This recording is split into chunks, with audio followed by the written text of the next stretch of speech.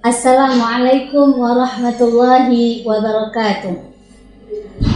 Raditu billahi rabba wa bil islami dina wa bi Muhammadin nabiyya wa rasula. Rabbi zidni ilman warzuqni fahman. Alhamdulillahilladzi nahmaduhu wa nasta'inuhu wa nastaghfiruhu wa na'udzu billahi min syururi anfusina wa min sayyiati a'malina. May yahdillahu fala mudhillalah wa may yudlilhu fala hadiyalah. Asyhadu an la ilaha illallah wa asyhadu anna Muhammadan abduhu wa rasuluh la nabiyya ba'da.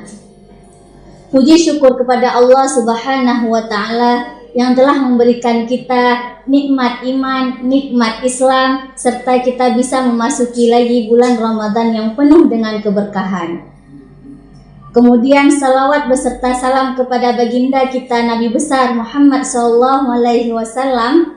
Dengan berkat dan perjuangan beliaulah sehingga kita bisa merasakan bagaimana nikmat iman dan bagaimana nikmat Islam pada hari ini. Bayangkan, jika beliau tidak berjuang, maka mungkin yang kita rasakan hari ini perjuangan kita lah, seperti rakyat-rakyat yang ada di Palestina. Qala ta'ala fil Qur'anil Karim, Bismillahirrahmanirrahim. La in syakartum la azidannakum wa la in kafartum inna azabi lasyadid. Allah Subhanahu wa taala berjanji dalam Al-Qur'an bahwasanya apabila kita mensyukuri nikmat-nikmat Allah, maka Allah sendiri mengatakan la azidannakum. La azidannakum, di situ Allah menegaskan bahwasanya Allah akan menambah lagi nikmatnya. Wala in kafartum, dan apabila kita mengingkari nikmat tersebut, maka siap-siap dengan azab Allah akan sangat pedih. Kemudian dalam sebuah hadis Rasulullah SAW memberikan kabar gembira kepada kita bahwasanya man fariha biduhulir Ramadan, apabila kita senang, apabila kita gembira dengan masuknya bulan Ramadan, Nabi besar Muhammad SAW memberikan kabar gembira kepada kita bahwasanya man fariha bidukhuli Ramadan haramallahu alaihi niran. Barang siapa yang gembira dan senang akan datangnya bulan Ramadan, maka haram baginya memasuki neraka. Artinya, ketika kita belum memasuki bulan Ramadan, kita terlebih dahulu memasuki bulan Rajab.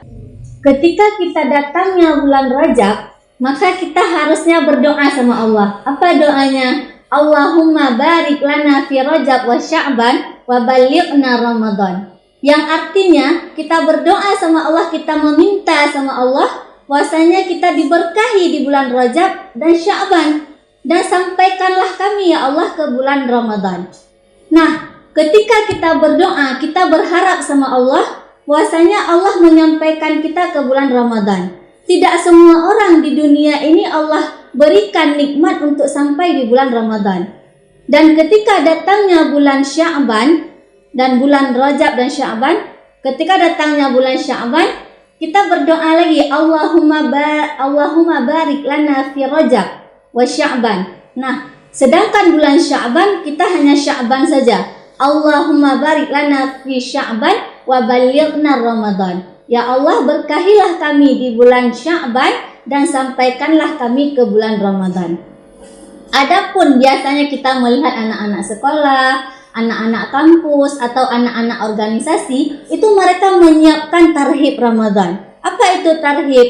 Di sini dijelaskan bahwasanya kita mempersiapkan diri, mempersiapkan kurikulum amal. Bisa kita membuat sebuah checklist ataupun sebuah tolak ukur kita terhadap bulan suci Ramadan. Misalkan kita mulai dari sahur, apakah kita ada berdoa saat sahur? Karena saat sahur itu saatlah doa-doa kita sangat dimustajabkan. Kemudian kita mungkin ada sholat duha, sholat sunnah sebelum zuhur. Kemudian kita ada qiraatul Quran. Kemudian kita ada sholat tarawih, berbuka puasa. Nah, hal-hal itu semua bisa kita buat sebuah tolak ukur kita untuk mengevaluasi diri kita supaya kita ada perbedaan amal dibandingkan dengan bulan-bulan sebelumnya. Ketika bulan Ramadan datang, Allah itu sangat membuka pintu ampunan terhadap kita. Maka apapun dosa yang kita lakukan sebelumnya, sepantasnya di bulan Ramadan itu kita sadar bahwasanya Allah sedang membuka seluas-luasnya pintu ampunan. Seharusnya kita meminta ampun kepada Allah di waktu-waktu tertentu. Misalnya antara azan dan iqamah, kemudian sahur, kemudian sebelum berbuka, itu sangatlah dianjurkan kita untuk berdoa kepada Allah.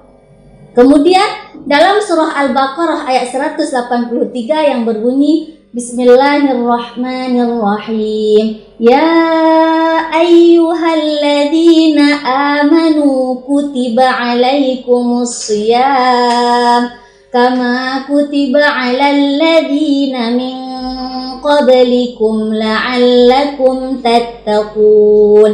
Yang artinya, wahai orang-orang yang beriman, diwajibkan atas kamu berpuasa. Nah, apakah kita hari ini kita merasa diri kita beriman?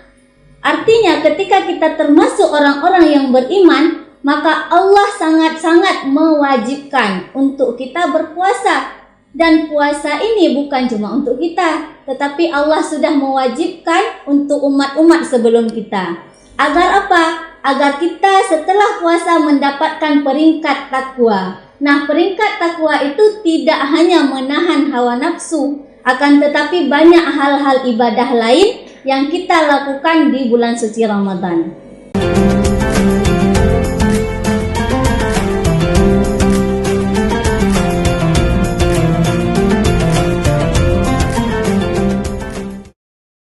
Sahabat-sahabat Huda TV yang dirahmati Allah Subhanahu wa taala, baiklah kita akan membahas sedikit mengenai keutamaan yang ada dalam bulan suci Ramadan. Dalam bulan suci Ramadan, Allah Subhanahu wa taala sangat memperluas pintu maaf, sangat memperluas pintu ampunan dan keberkahan. Mungkin beda dengan bulan-bulan yang lain.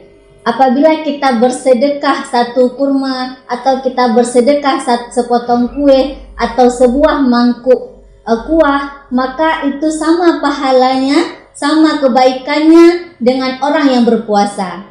Makanya orang-orang di bulan puasa itu berlomba-lomba memberikan donasi terbaik mereka, memberikan makanan atau memberikan menu-menu buka puasa untuk anak-anak yatim atau orang-orang duafa atau kepada masyarakat-masyarakat lain, karena kita mengetahui bagaimana pahala dan bagaimana kebaikan di saat bulan Ramadan, berbeda dengan bulan-bulan lainnya. Nah, di bulan Ramadan juga kita harus menahan hawa nafsu. Baik itu hawa nafsu kita ingin mengatakan untuk orang lain, berghibah, kemudian ingin berburuk sangka kepada orang lain, kemudian ingin mencela orang lain. Artinya kita mengingat bahwasanya kita sedang berpuasa dan kita sedang menahan nafsu. Sehingga banyak orang-orang pada bulan Ramadan itu memberikan sedekah kepada orang lain, memberikan menu bukaan untuk orang lain, karena mereka mengetahui bahwasanya semana pahala terhadap orang-orang yang memberikan sedekah. Orang yang memberikan sedekah, meskipun kita hanya mempunyai sepotong kue atau 2 potong kue, akan tetapi itu sangat berarti untuk orang-orang yang sangat membutuhkan. Dan di bulan Ramadan banyak orang-orang yang akan menginfakkan infak terbaik mereka, seperti ketika sudah dekat dengan Hari Raya Idul Fitri, mereka akan memberikan santunan anak-anak yatim seperti yang ada di Menasah di kampung-kampung, ataupun mereka akan memberikan sembako kepada orang-orang yang membutuhkan, karena mereka mengetahui apa saja keutamaan-keutamaan yang ada di bulan suci Ramadan. Dalam sebuah hadis diriwayatkan oleh Al-Baihaqi bahwasanya awal bulan suci Ramadan Allah memperluaskan ampunannya. Kemudian di pertengahan bulan Ramadan Allah memberikan rahmat, dan di akhir bulan suci Ramadan Allah membebaskan dari api neraka. Artinya ketika puasa dari pertama sampai puasa ke-10, maka kita melakukan sholat tarawih dan kita melakukan sholat witir dan kita melakukan qiyamul lail, kita membangun sholat tahajud, maka Allah mengampuni dosa-dosa kita yang telah lalu. Sedangkan masuk ke puasa 11, 12 sampai puasa ke-20, Allah membuka rahmat untuk orang-orang yang berpuasa dan untuk orang-orang yang beriman. Kemudian akhir dari Ramadan, maka Allah membebaskan dari api neraka. Sehingga kita melihat jika di Aceh, mungkin kita bisa melihat di Masjid Oman atau di Masjid Raya Baitur Rahman, panitia dari masjid tersebut membuat seperti Qiyamul Lail, di mana imam-imam sangat profesional yang akan memimpin ketika sholat sehingga mereka mengkhatamkan Al-Quran di akhir bulan Ramadan. Dari Anis radhiyallahu anhu bersabda, beliau bertanya kepada Rasulullah, "Wahai Rasulullah, sedekah apa yang paling diutamakan?" Rasulullah pun menjawab, sedekah pada bulan suci Ramadan. Apalagi ketika kita melihat 2 tahun silam kita pernah merasakan virus corona, di mana di saat pandemi tersebut banyak orang-orang yang di PHK, banyak orang-orang yang sangat membutuhkan terhadap rezeki-rezeki dari orang lain. Nah, sewajarnya kita yang beriman kepada Allah harusnya kita memberikan sedekah-sedekah kepada orang-orang yang sangat membutuhkan. Dan kita melihat hari ini Palestina yang akhir-akhir ini sangat dijajah oleh Israel, maka sewajarnya kita memberikan infak terbaik kita, seperti kita mengirimkan melalui Yakesma atau melalui lembaga-lembaga yang lain. Agar apa? Supaya kita menolong orang-orang saudara-saudara muslimin yang ada di Palestina. Bahkan mungkin 100.000 atau 200.000 yang kita berikan itu sangat bermanfaat bagi mereka. Karena jika kita melihat, mungkin tidak semua kita bisa melihat bagaimana penjajahan mereka. Akan tetapi di media sosial hari ini kita semua bisa mengakses. Bahkan jika kita melihat orang-orang yang ada di berbagai daerah atau di berbagai penjuru dunia dikirimkan ke Palestina, termasuk jurnalis atau reporter, itu mereka sangat-sangat diincar oleh orang-orang musuh dari Palestina. Mengapa? Karena mereka tidak ingin bagaimana yang dirasakan oleh orang-orang yang ada di Palestina diketahui oleh orang-orang muslimin yang ada di seluruh dunia. Karena mayoritas di dunia ini adalah orang-orang muslim, sehingga apabila orang-orang muslim ini semuanya bergerak untuk membantu Palestina, maka orang-orang musuh dari Palestina itu juga akan terkalahkan. Dalam sebuah hadis dijelaskan bahwasanya membaca Al-Quran itu sangatlah dimuliakan dalam bulan Ramadan. Dan alif lam mim itu tidak dikatakan huruf alif lam mim itu satu huruf, akan tetapi alif satu huruf, lam satu huruf, dan mim satu huruf. Nah, setiap huruf tersebut dilipat gandakan 10 kebaikan. Di 10 kebaikan, apabila kita membaca alif lam mim, maka kita akan mendapatkan 30 kebaikan. Apalagi jika kita menghatamkan Al-Quran pada bulan suci Ramadan, kita tidak tahu berapa kebaikan yang sudah kita perbuat di dalam bulan suci Ramadan.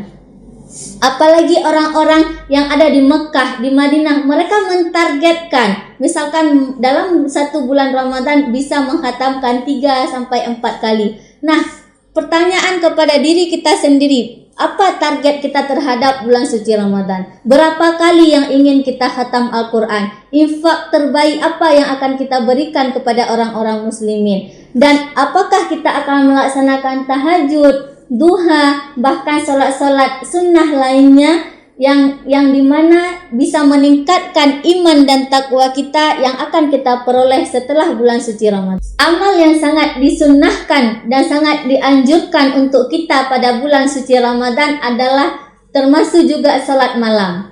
Mengapa hari ini kita melakukan sholat tarawih, kemudian diiringi dengan sholat witir setelah kita sholat isya?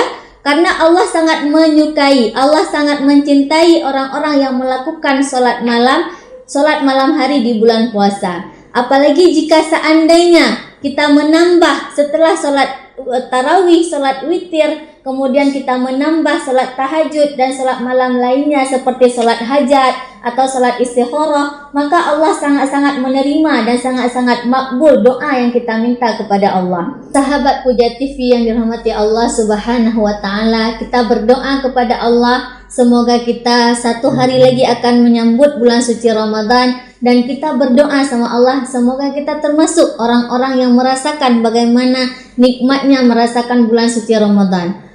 ada 3 doa, salah sudah awatin mustajabun. Ada 3 doa yang akan Allah mustajabkan. Ad-du'a as-siyam, doa-doa orang yang sedang berpuasa. Kemudian ad-du'a musafir, doa-doa yang orang-orang yang sedang melakukan perjalanan. Dan yang terakhir ad-du'a madlum, doa orang-orang yang sedang terdolimi atau dia didolimi oleh orang lain. Nah, artinya kita mengangkat poin yang pertama, yaitu ad-du'a'u as-siyam, doa orang-orang yang sedang berpuasa. Apabila kita sedang merasakan gelisah, sakit hati, atau kita sedang merasakan kegalauan, maka seharusnya kita berdoa sama Allah supaya Allah memberikan solusi terbaik dari Allah. Karena kenapa? Apabila mungkin menurut kita itu tidak baik, akan tetapi dalam Al-Quran sendiri menjelaskan belum tentu hal yang baik itu baik bagimu, dan belum tentu hal yang buruk menurutmu itu buruk juga untukmu, karena Allah lah yang akan mengetahui apa yang akan terjadi besok. Kita sebagai manusia tidak ada daya dan upaya untuk bisa mengetahui apa yang akan terjadi 1 menit ke depan. Akan tetapi Allah a'lamu ghadan, Allah yang akan mengetahui apa yang akan terjadi besok. Nah, dalam hal ini marilah sama-sama hadirin dan hadirat kita meningkatkan amal ibadah kita di bulan suci Ramadan. Baik kita meningkatkan infak kita, sedekah kita, solat malam kita, berpuasa kita dengan mengharapkan ridho dari Allah. Jika kita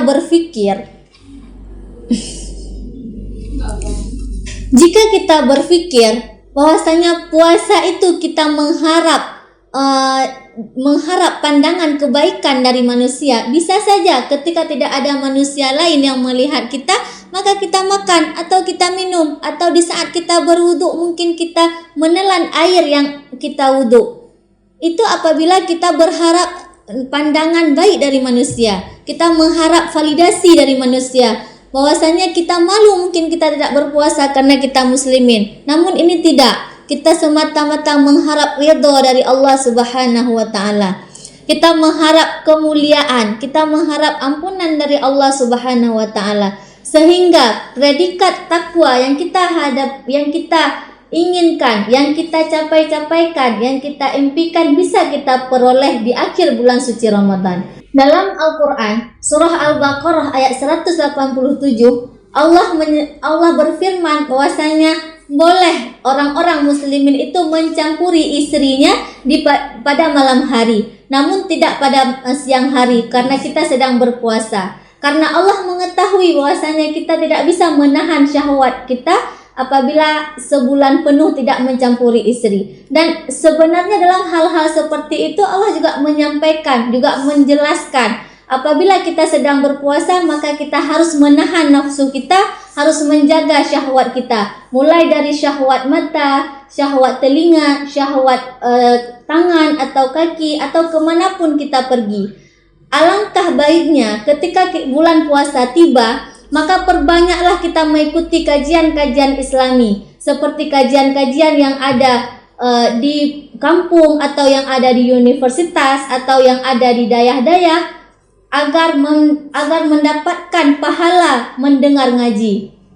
Nah, ketika kita mendengar penjelasan dari ustadz atau penjelasan dari tengku-tengku, maka tidak hanya kita datang ke situ duduk mendengar, tidak, akan tetapi banyak perolehan pelajaran yang bisa kita ambil dari pengajian-pengajian yang kita ikuti. Dan barang siapa yang mengevaluasi dirinya, yang meningkatkan amal ibadahnya, membuat kurikulum ibadah, maka Allah Subhanahu wa taala sangat menilai hal-hal kecil seperti itu agar diri kita memperoleh ampunan dari Allah Subhanahu wa taala. Tidak ada manusia yang sempurna, tidak ada manusia yang tiada khilaf. Akan tetapi sebaik-baik manusia yang berbuat maksiat kepada Allah, tetapi dia memohon ampun kepada Allah, dia bertaubat kepada Allah. Mungkin jika kita melihat hari ini penceramah-penceramah atau dai-dai itu mungkin kita melihat sempurna, tetapi kita tidak mengetahui apakah diri kita, apakah orang-orang lain ada melakukan maksiat. Nah, sebaik-baik hamba Allah Subhanahu wa taala yang menyadarkan dirinya, yang menyadari dirinya bahwasanya dia melakukan sholat sunnah taubat, kemudian mandi taubat, dan pergi ke masjid untuk nangis kepada Allah, curhat kepada Allah apa yang telah dia lakukan di masa-masa lalunya. Sahabat Puja TV yang dirahmati Allah Subhanahu wa taala, dan kita bersyukur kepada Allah karena Allah masih mempertemukan kita dengan bulan puasa tahun ini. Semoga kita bisa berjumpa lagi dengan puasa-puasa tahun selanjutnya. Maka perbaikilah diri kita, semoga Allah Subhanahu wa taala memberikan ampunan, barokah, dan menjauhkan kita dari azab api neraka. Mungkin ini saja yang bisa saya sampaikan. Semoga kita bisa berjumpa di lain waktu. Billahi fi sabilil haq, fastabiqul khairat. Assalamualaikum warahmatullahi wabarakatuh.